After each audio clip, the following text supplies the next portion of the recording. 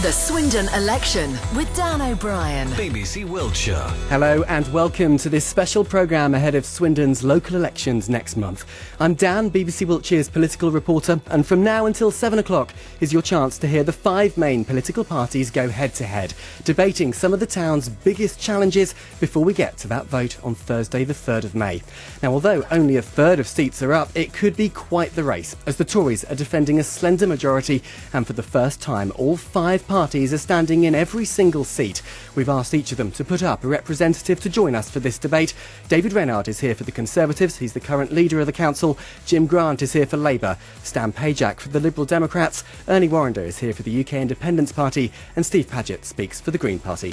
Your voice in Swindon. BBC Wiltshire. And we shall begin the discussion with the bit of the council that is relevant to every single one of us, the amount we have to pay for it. After years of frozen rates, more recent tax bills have been a very different story, going up by the maximum allowed without a referendum. This year, typical households will be paying an extra £62 a year for Swindon Borough Council, but many of us may well feel we are getting less of a service for it. Your council tax no longer runs the town's leisure centres, it no longer funds most of the libraries, it no longer pays for any children's centres, it no longer props up many local bus journeys, it no longer pays for green waste collections, and yet still the savings regime continues. Another 15% of the workforce is expected to be cut in the next 2 years. David Reynard for the Conservatives, I'll start with you as you're the current leader of the council. I know you've expressed in the past you're proud Swindon's tax rate is cheaper than most councils, but is it good value?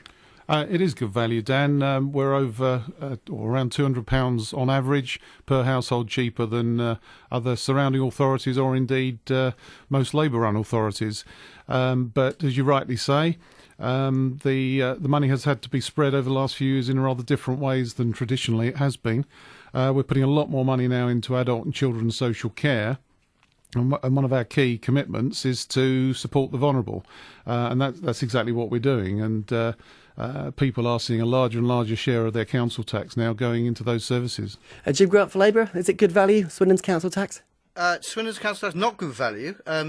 We've had a record increase and the largest increase in council tax in the country in 2017, 10% increase as a result of the introduction of parishes, which not very many people wanted. And these are the new council to take on services the borough said it couldn't afford. They have taken on those services, but the people of Swindon are now paying a 15% increase over the past 2 years. And as you pointed out, Dan, we are not, council is not giving the services of leisure centres, Shore Start services, children's centres, bus services.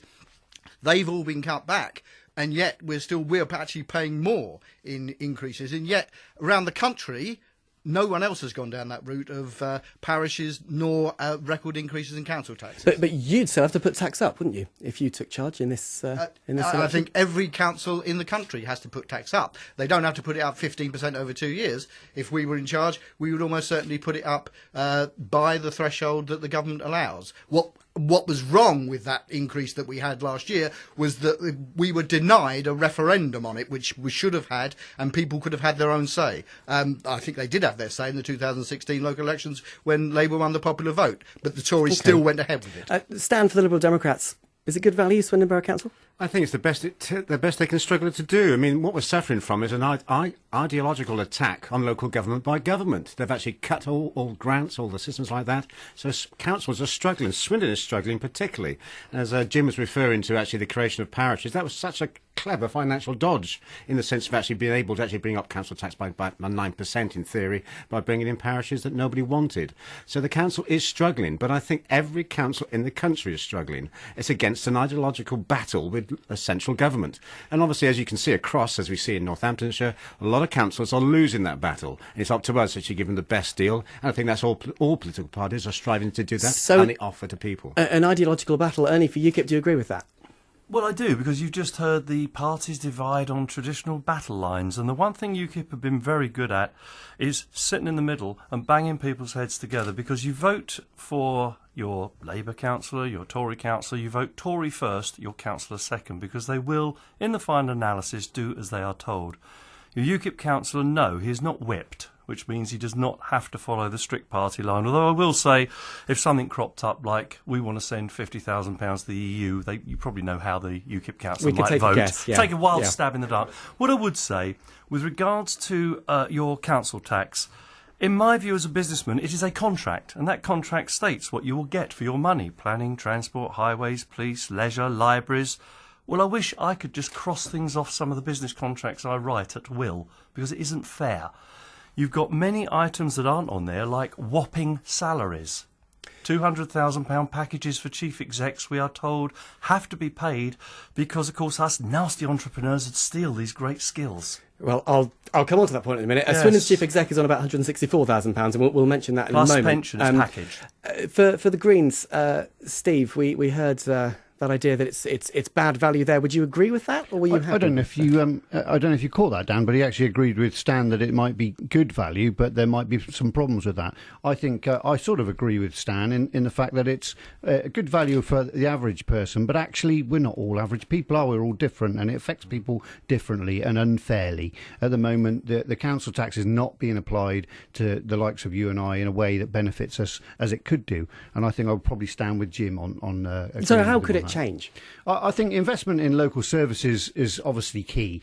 We look at services at the moment, and the way that money is handed out, it's literally either a private sector deal which can't be kind of reneged upon. If it goes wrong, we've lost a lot of money, and we end up with an awful lot of problems. Or it's left for charities to get the same sort of deal where one or two charities actually step in to try and recover the position lost by the lack of funding in services, and find it very difficult because most of these problems aren't single solution problems.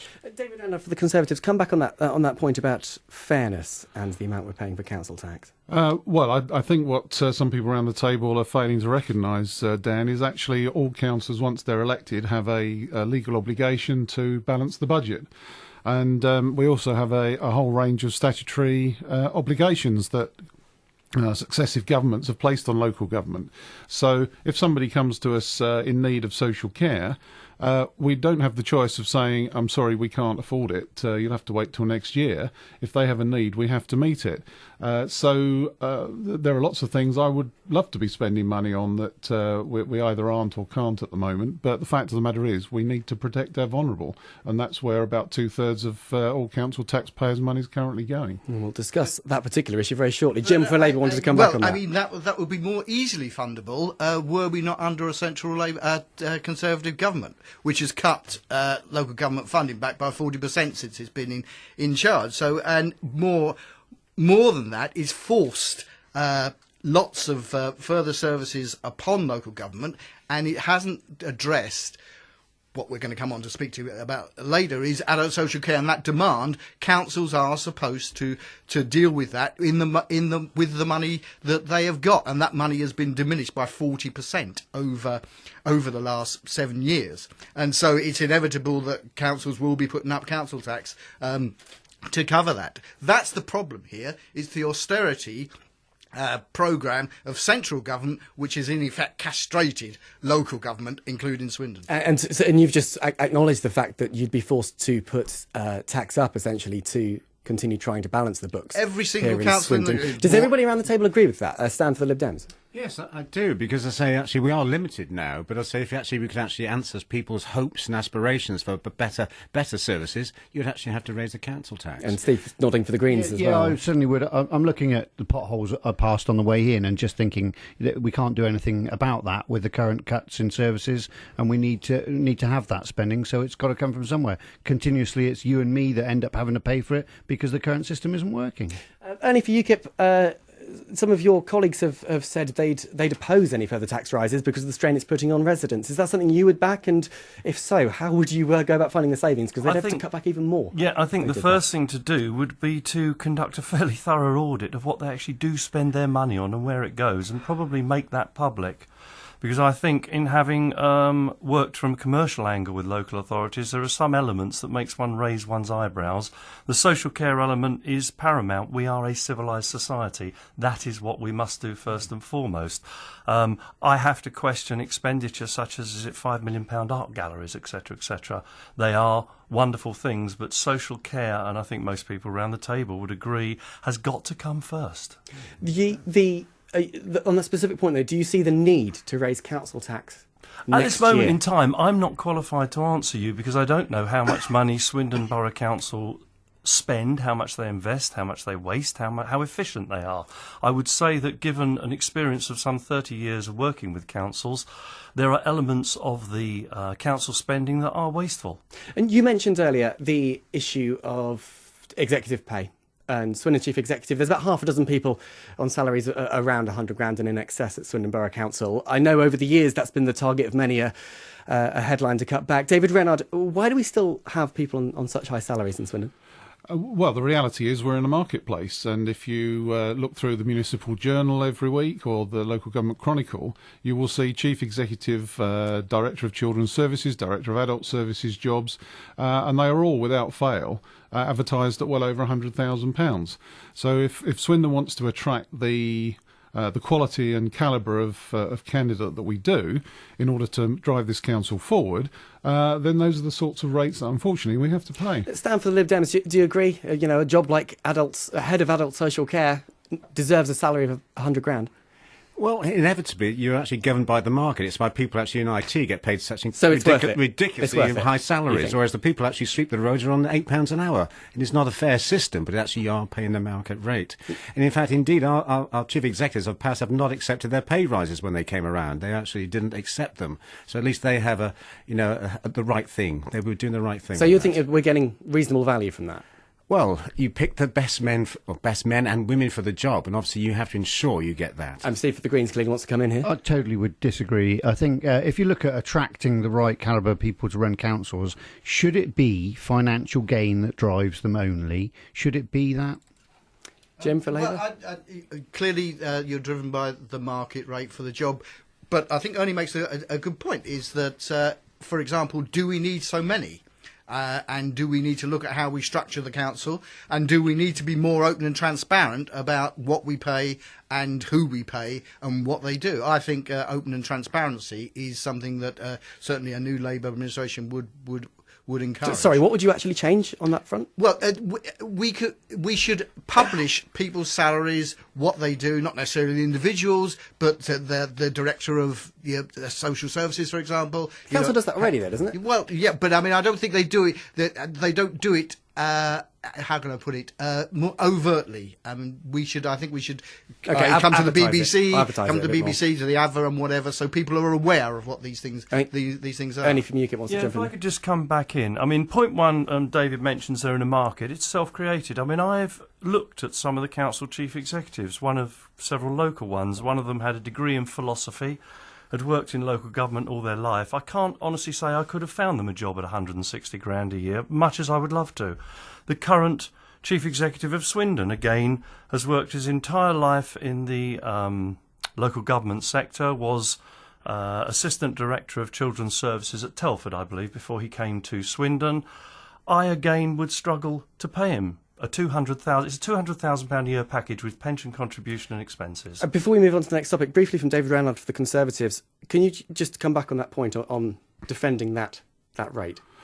Well, look, if I can pay our top executives less, I'd be happy to do so. Really gripes with taxpayers, though, doesn't it? Well, yes, and I can understand that. But equally, if we got somebody in who was not capable of doing the job because we were paying them a much smaller salary, then I think we'd end up with a dysfunctional organisation and a lot more dissatisfied residents. And we are in a marketplace, and if we advertise a salary that's 20 or 50% lower than what other councils are paying, then we're not going to attract the calibre that we need.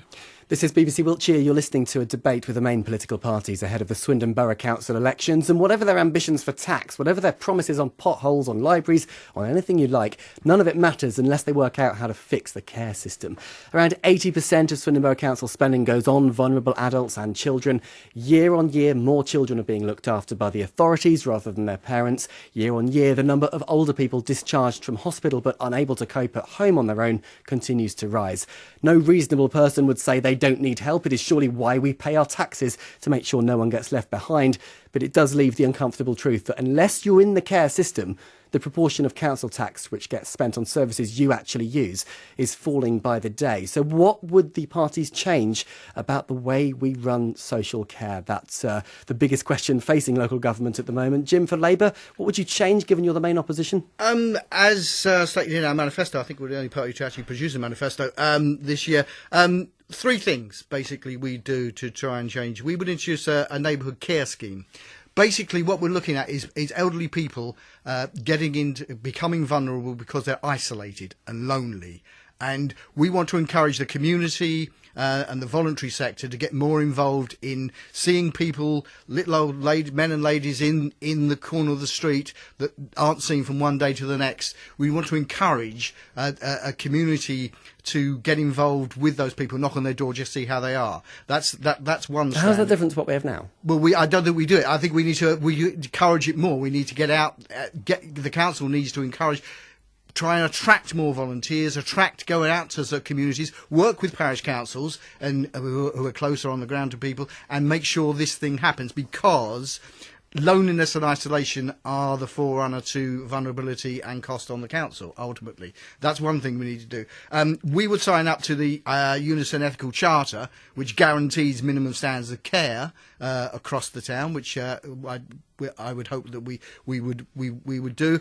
And lastly, we would bring back Sure Starts, because basically vulnerable people include children, and basically we've had a 75% increase in child neglect since the Sure Starts went, and a 20% increase in children in care. So Sure Starts are the children's centres that were set up under the Labour government for parents to go to, all of which were closed in Swindon because the Conservatives argued money is better spent. David Renard, what would you change about the current system? Because it's not sustainable, is it, at the moment? Well, it's not, and it's an issue that successive governments over the last 10 to 15 years have failed to address, and it's not an issue that I think local government can sort out, because we have demographic changes here where people are living longer with periods of ill health, and children are now being kept alive by medical science that previously wouldn't have been. So.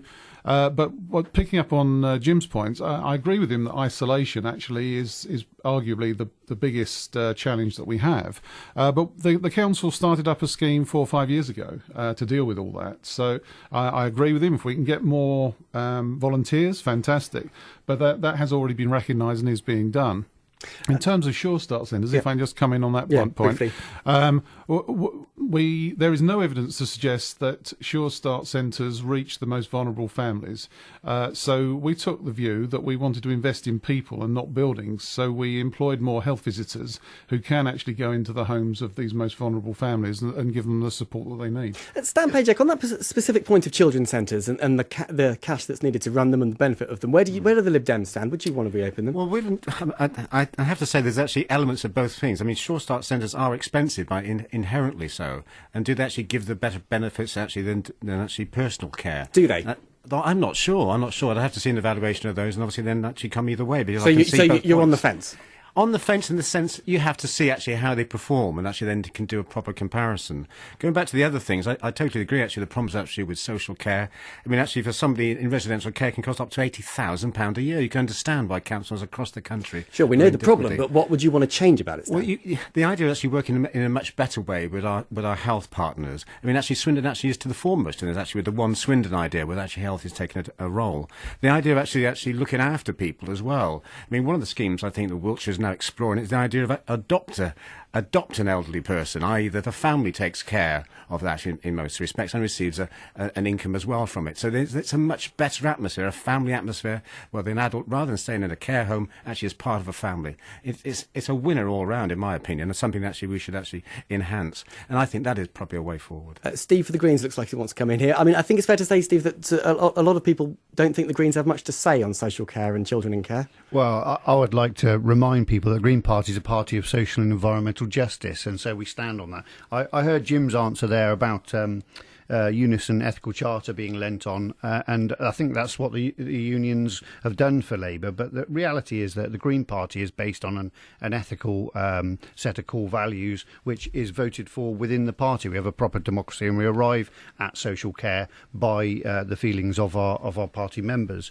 Now, what Jim said, I think is quite correct. I think that we do need to look at social care across the board and look at better ways to actually address it. At the moment, it's left to the private sector, and I think kind of like, again, one hit kind of spends to try and resolve problems which just arise and arise and arise. So the Green Party, yes, very much positioned for social care. But what does that mean? What would you actually want to Well, change? we are, your initial address to Jim was about the party of opposition. If you look at our policies, we're often, our policies developed at source and are adopted by the other parties, and particularly universal basic income would address quite a lot of it. I know that we've got a growing demographic in Swindon, and that we are going to have to address other members of society that are in vulnerable positions as they grow older. We need an NHS that takes care of the fact that people have ailments and disabilities which grow with their age and change with their age, and we need that. But I disagree massively with Mr. Renard's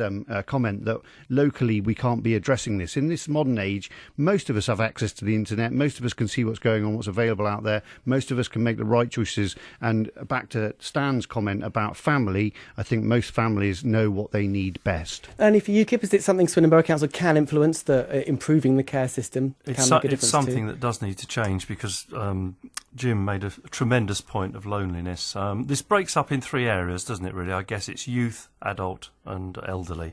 And my mother passed away, and cut a very long story short, I was treated virtually like a criminal by the services. I was in court 3 times because we had no power of attorney. And I would say to anyone listening to this programme, please get a power of attorney. Even if you don't use it, you just put it on the shelf for health and care and for finance. I was treated like an absolute criminal, and my mother's care on behalf of the local authority, not locally here, was abysmal. What I then decided would be a very good idea, and we tried to pilot this in Wales, was to get community care homes whereby we've a lot to learn about family, and our Asian communities can lecture us on this big time because they look after their family, they have strong family ties.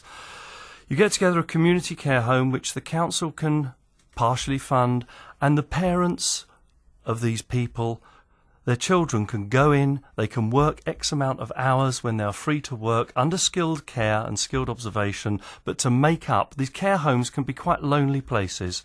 We have to try and get people re-engaged with their family, not just saying, well, you know, where's the nearest care home? You could look at that and say it's pushing more of a burden back onto families, can't you? Is it a burden to look after the people who brought you up? I personally don't feel it is. Not if people are struggling to cope with the care burden. David Rana, what do you think of the idea that Ernie suggested there? There is more of a role for individuals to help their own families here, and it shouldn't, as much as it is, be up to the council to do it. Well, I do agree with that, and as Ernie rightly said, the Hindu community in particular are very good at providing that community support.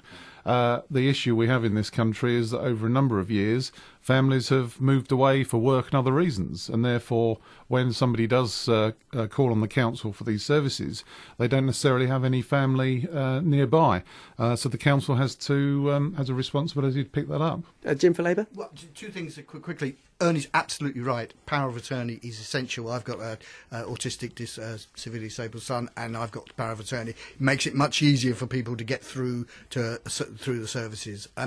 But I'm just a bit concerned that no one appears to be answering your question, which was how you would change it, apart from me. And But I think universal basic income, which I agree with Steve, but I'm not sure that either David or me, if we were in control, could introduce it in in Swindon, much as I'd like to. But so I come back to be honest, the evidence of the council's programme up until now on vulnerability, the evidence is not there that it's worked. Otherwise, we wouldn't be seeing such large increases in child neglect, 78% since children's Sure Start centres closed, and 20% of children going into care increase over the past year. So our policies of the Unison Ethical Charter, the Neighbourhood Care Scheme, and bringing back Sure Starts, I think, is a way forward that everyone here should agree to.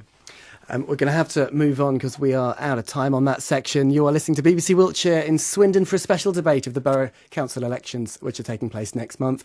We'll continue the conversation until 7, but now let's get the latest travel. And first, the BBC Wiltshire news headlines. On FM, Online, and digital. your voice in Swindon. This is BBC Wiltshire. And these are the latest headlines at 6:30.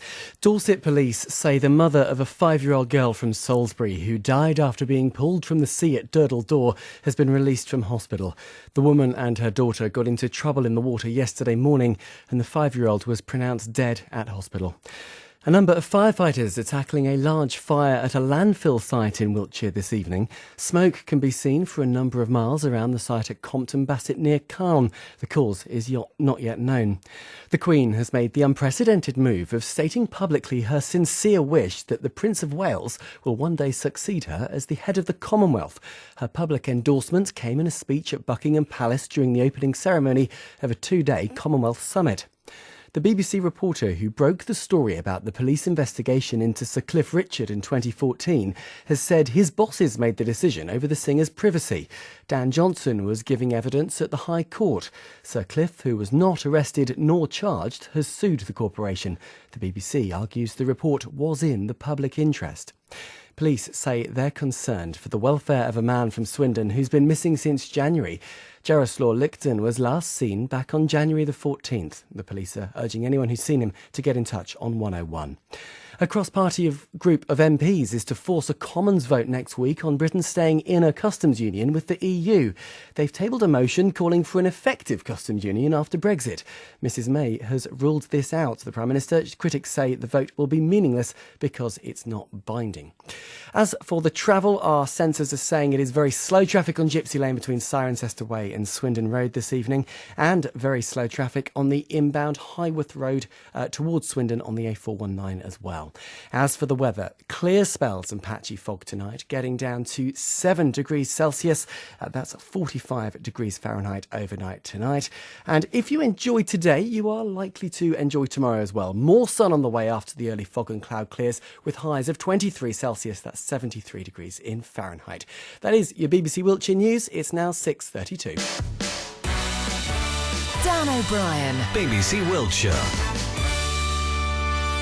Let's crack on then. From now until 7, we're debating Swindon's future ahead of next month's local elections. I'm Dan, BBC Wiltshire's political reporter, and with me in the studio we've got a representative from the Liberal Democrats, the UK Independence Party, the Conservatives, Labour and the Green Party.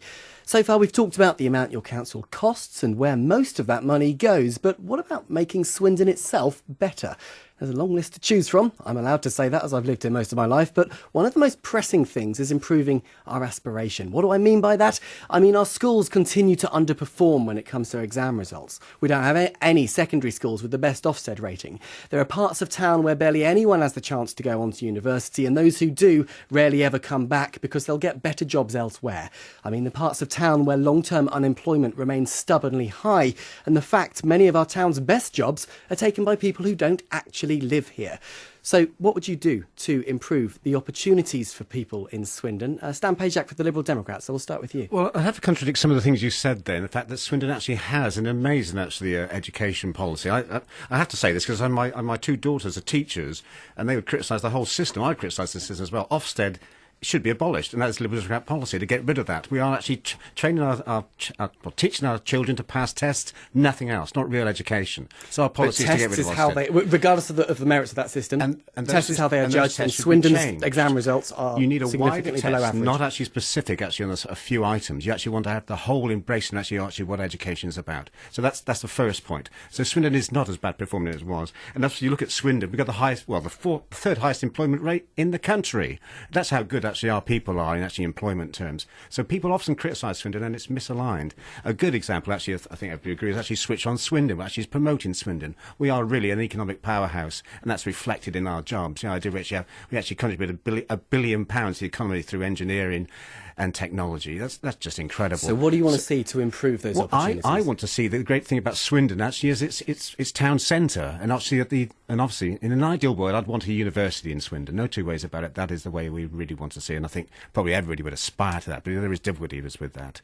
But I think we should promote Swindon a lot better. But Swindon actually needs a better town centre. All good places always centre around their town centre. We are failing horribly with that. The best thing on the horizon is our bid for a new museum and art gallery. That would bring culture back into our town centre, and I think we'd probably all support that. So, maybe not UKIP, but but that would be a start.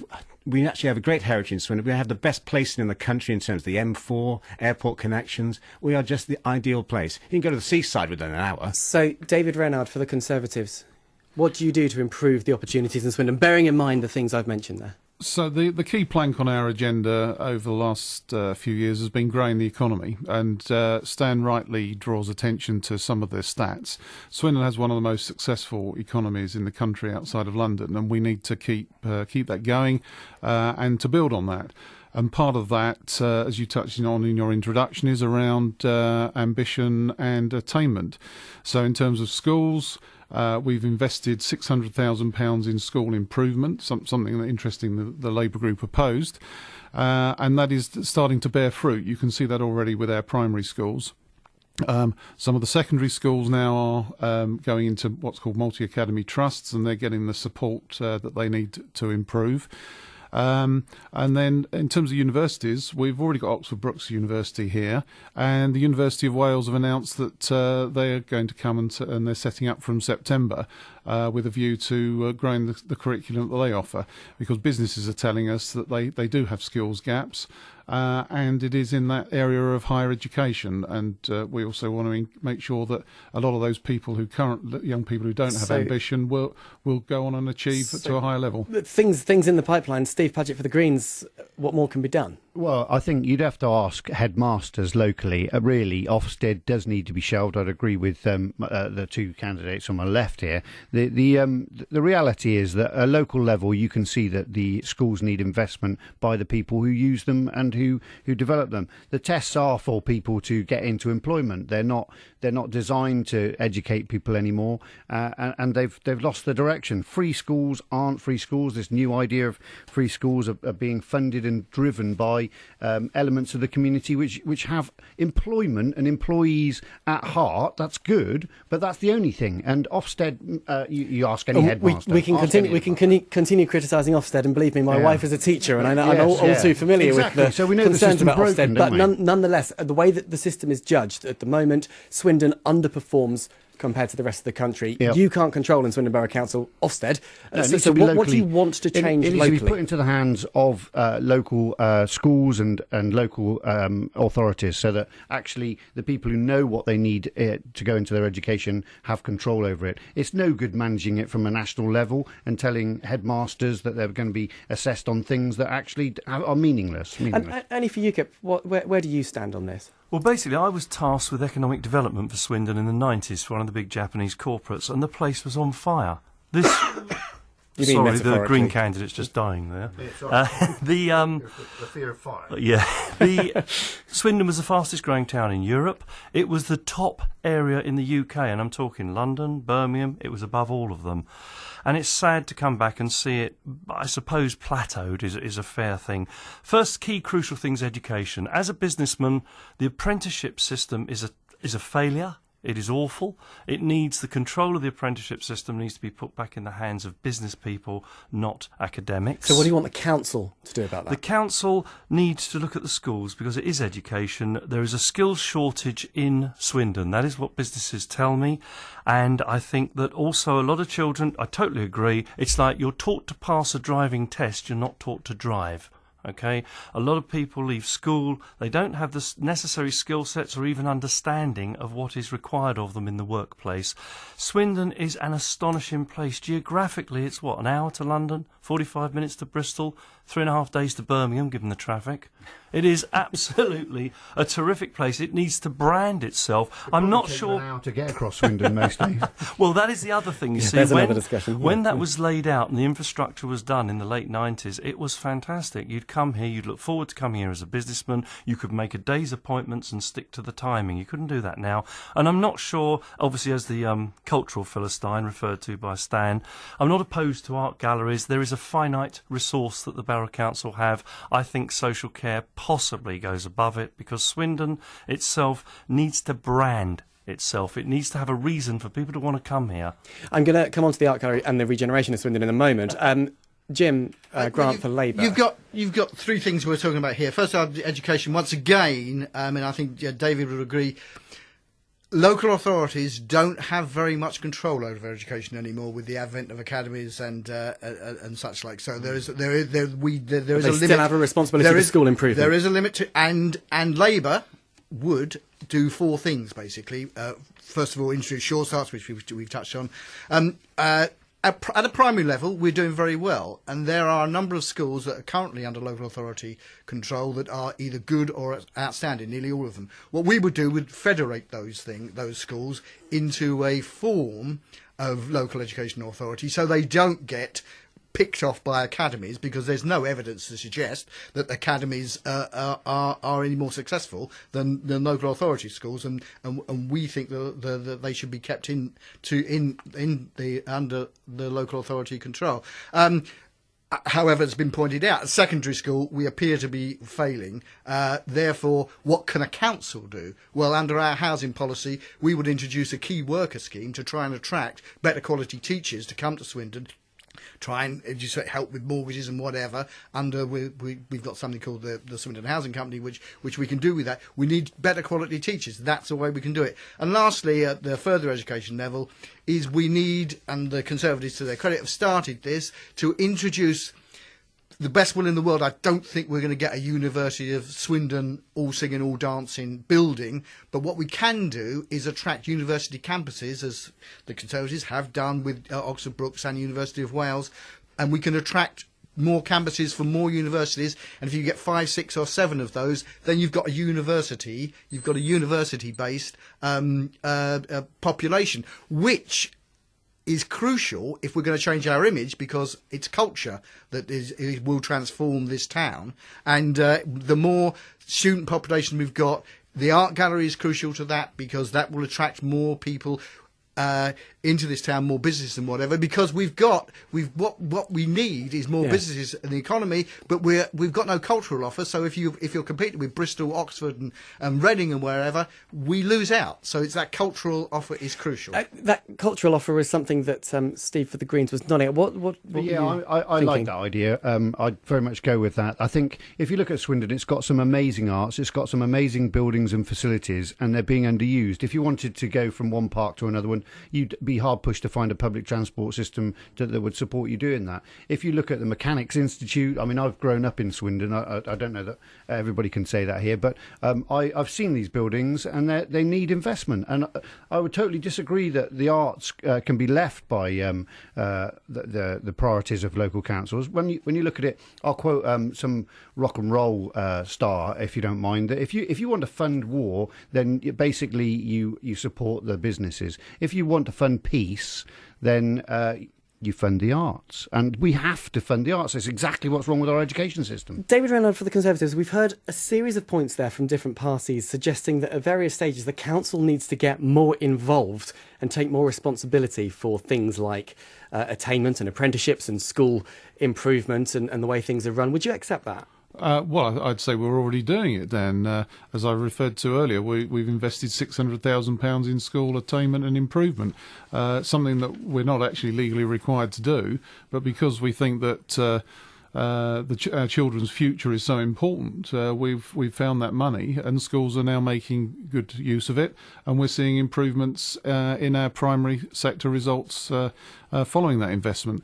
I agree that the secondary, particularly the GCSE results, are not where we need them to be, and that's why so much time and effort and focus and money is going into to improve that area. It's David Renald for the Conservatives there. You're with BBC Wiltshire in Swindon for this debate between the five main political parties ahead of the Borough Council elections next month. We're talking about making Swindon better, and a massive part of that is its image of itself. There is much to love about this place. It has charm and beauty if you know where to look, but let's be honest, we still end up the butt of many a joke. It is sadly still regarded by many as ugly and a bit soulless.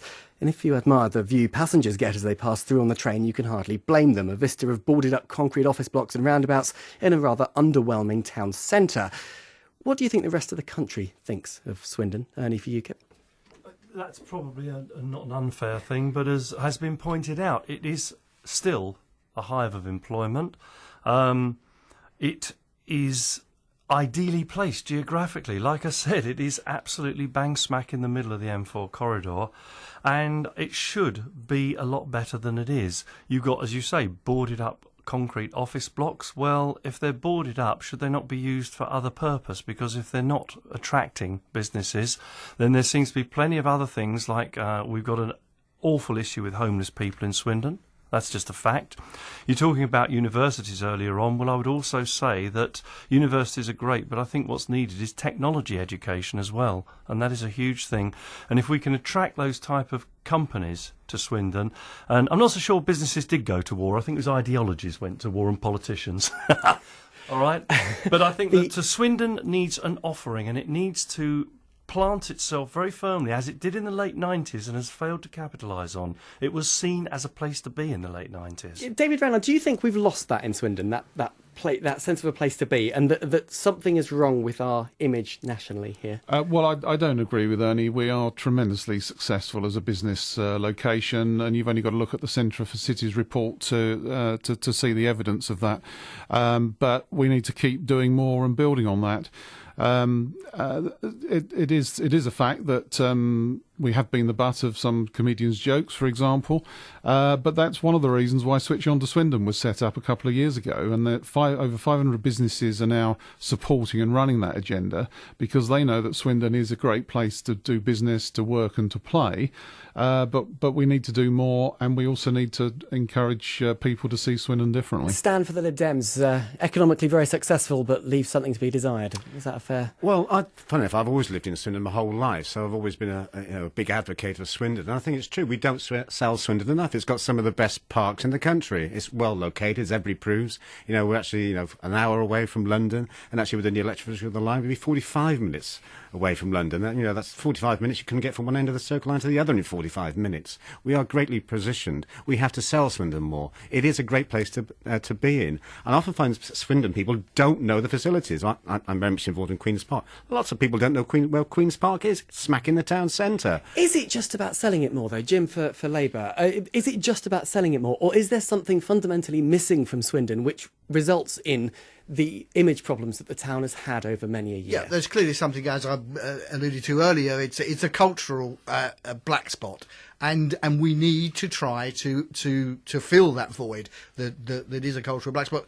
And I think Steve alluded to the Mechanics Institute. We need to regenerate the town centre based upon our heritage past. Mechanics, Locarno, Milton Road, Baths. We're not going to get anywhere as a town as long as we've got the mechanics eyesore as it is. So we need to bring all those groups together and to try and create a unique identity. And other things that we might want to do culturally, bring back events that we used to have, like the Mellor. That's gone. That was a fantastic event, and we can see with the half marathon last year when these things come together, Swindon people get involved. It creates a joyfulness almost, and I think from that we can generate a cultural transformation. Ernie for UKIP. again, I'm going to have to agree with Jim. This is terrible. He's totally hit the nail on the head, because where I have seen in Italy, every town has a fete or a festa all the time, and everybody piles out and pitches in. Little town in Hereford, Bromyard, suddenly attracted 15,000 people at a festival of speed, for example's sake. And it is actually down to the council to work hard, and it is very hard work to do this with groups of volunteers and put on events that people think, hey, we're going to go there. And when they are there, if you like, the peripheral damage is they go, blimey, look at that. Blimey, look at this. Ernie, you've expressed your opposition to the Swindon Museum and Art Gallery, the council's contribution to that, but isn't that exactly the sort of thing that a new museum and art gallery is meant to do for Swindon? Is create a focal point somewhere people can be proud of, where they can hold events? Is that what the point? UKIP is so misunderstood. No, what I've expressed my opposition to is slapping another building up on top of a disused or knocked down multi-storey car park when you have other cultural buildings. Well, what you said actually earlier was you didn't want the council prioritising spending its money on it. Well, if there is a finite pot of money, I have to say that I would view the immediate problem of social care above an art gallery, OK? David Reynard for the Conservatives. You heard Swindon describe there's a bit of a cultural black spot that's ignoring its heritage buildings. That's a fair comment, is it? Well, no, it's certainly not. I can reel off a long list of buildings that we've either restored or put back into use, or worked with the owners to do the same. I mean, Mechanics and Locarno are clearly the two that most people tend to focus on, but the Borough Council doesn't own either of those buildings. But we have made a commitment in our 15-year programme of vision, priorities and pledges to work with the owners of those buildings to do something to bring them back into use. So it's not a case of either or, in my view. We need to do all of these things. Stan Pajek for the Liberal Democrats wants to jump in there. Yeah, it's just a couple of points, really. I mean, I'll take those points. The Mechanics Institute has now been empty for 40 years, and it's actually reached the crucial point now. Either we do something about it, actually bring it back to life, or we remove it. Because obviously at the moment, its big celebration is 40 years, actually is an eyesore. That's not a great heroic statement. Looking at the Locarno actually comes up for planning permission, hopefully later this year.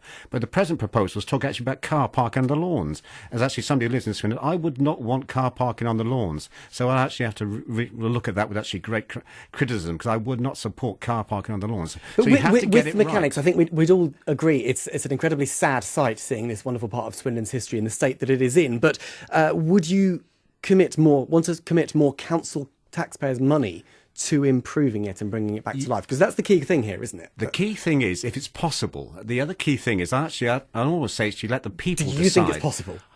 Would you want to borrow more cash to make investment? And so you have to find actually what it would be used for. It cannot be used for a theatre, in the sense of actually it wouldn't work. It cannot be used for a museum and art gallery. One proposal that was there.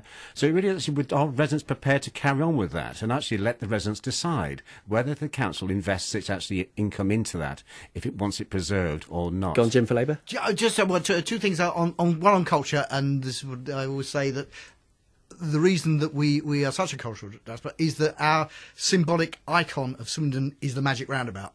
And whilst it continues to be the Magic Roundabout, we will carry on being a cultural backwater. But I would like to just talk about the economy and things that have been said, because we need to support all our residents in their aspiration, and we need to tackle poverty and inequality here, which and this tends to become a town centre debate, and the rest of Swindon tends to get lost. So what are we going to do about regenerating our council estates and other places around Swindon? And just on the point about how successful Swindon economy is, and I probably agree is successful, but for whom? Because 18% of the working population of Swindon don't earn the real living wage, and so we need to look at who we are working for, and if we're not working for all of the people of Swindon, we are failing all of the people of Swindon. Steve for the Greens. Yeah, I would like to agree with Jim about what he's just said, and universal basic income would address that. But unfortunately, Jim has given too many slurs about Swindon in the last conversation. I don't think Swindon is a cultural black spot. I don't think it's a backwater. I don't think we're only represented by the Magic Roundabout, although it does actually stick out as something that people remember about Swindon. There are amazing things in Swindon. There are amazing parks in Swindon. We're talking about them. We're talking about the buildings, and we're talking about social regeneration, which would would contribute to all that. There are a lot of volunteers ready to help out with things like parkland management, and local councils are being driven by volunteers. Just recently, we were looking at a park in Swindon about how it could be expanded and developed. I'd like to know what the Conservatives are doing about that currently. Quickly from David before we get on to the final bits. Can I just clarify which park has been referred to? Well, at this stage, it's under discussion with a private organisation, so I wouldn't be able to say anything more on that. We probably won't get into it today, then. We won't give the chance to respond to it. Is there any investment in park regeneration? Yes, we are currently investing in parks at the moment. All right, that brings us on to the final part of this programme then. Each party has up to a minute to give their final pitch, uninterrupted, for why they want your vote. We drew lots beforehand to decide the order, and we kick off with Stan Pajak for the Liberal Democrats. Thank you. The Liberal Democrats believe in change. This town desperately needs change. We want to change from past ideas of failures by both Conservative and Labour administration. But first of all, we believe in residents. Residents should have a bigger say. That extends to councillors. We'll get rid of the expensive cabinet system and bring back a committee system where councillors all have a say. Housing is a clear priority. We would double council house building and actually make sure that 30% of all new scheme houses are affordable houses.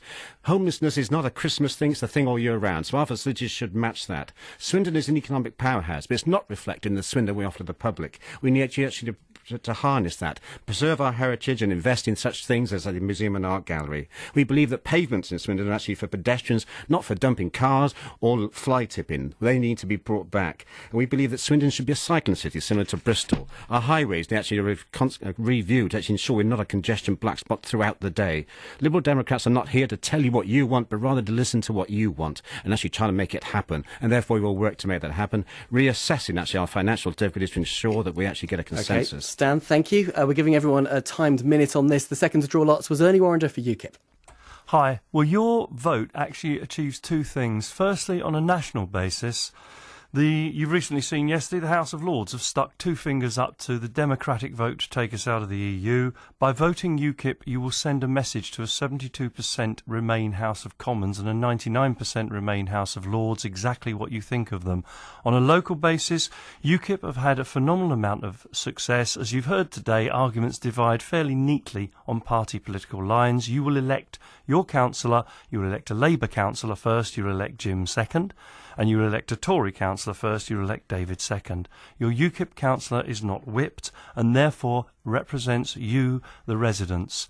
On many, many things, they bring a huge element of practicality to the running of the council, as you have heard.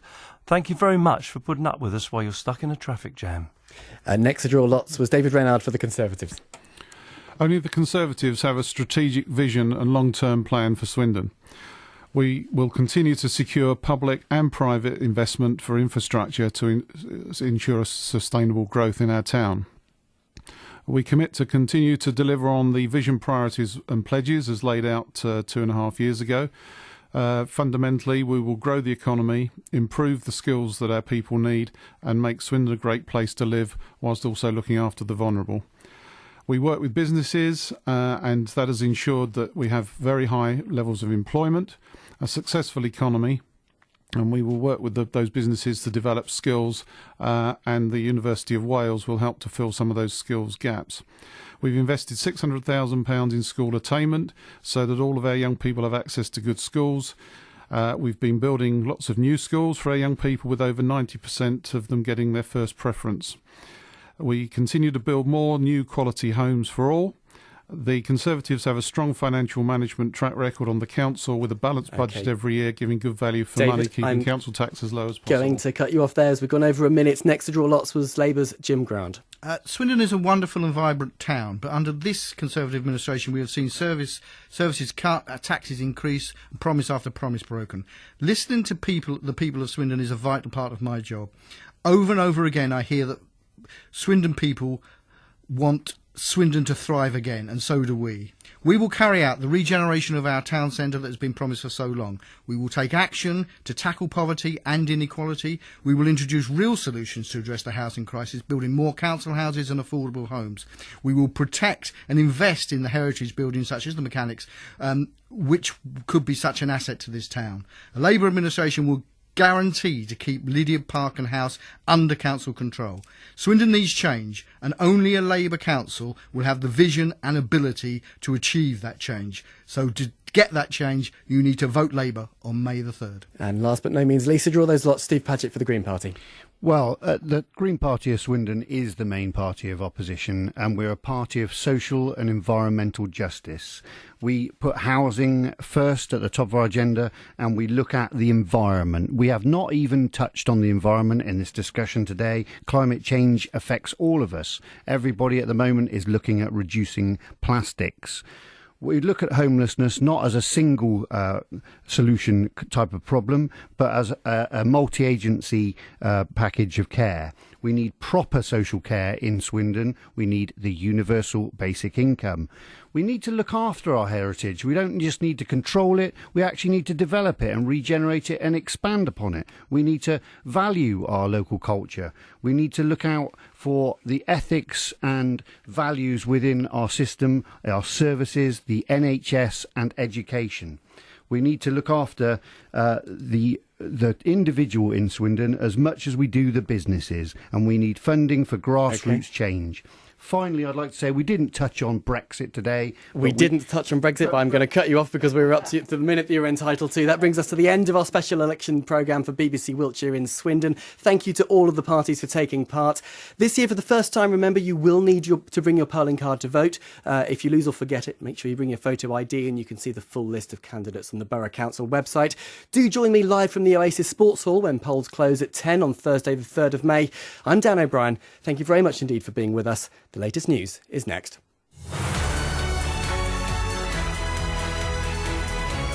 On FM. Online. And digital. Your voice in Swindon. This is BBC Wiltshire.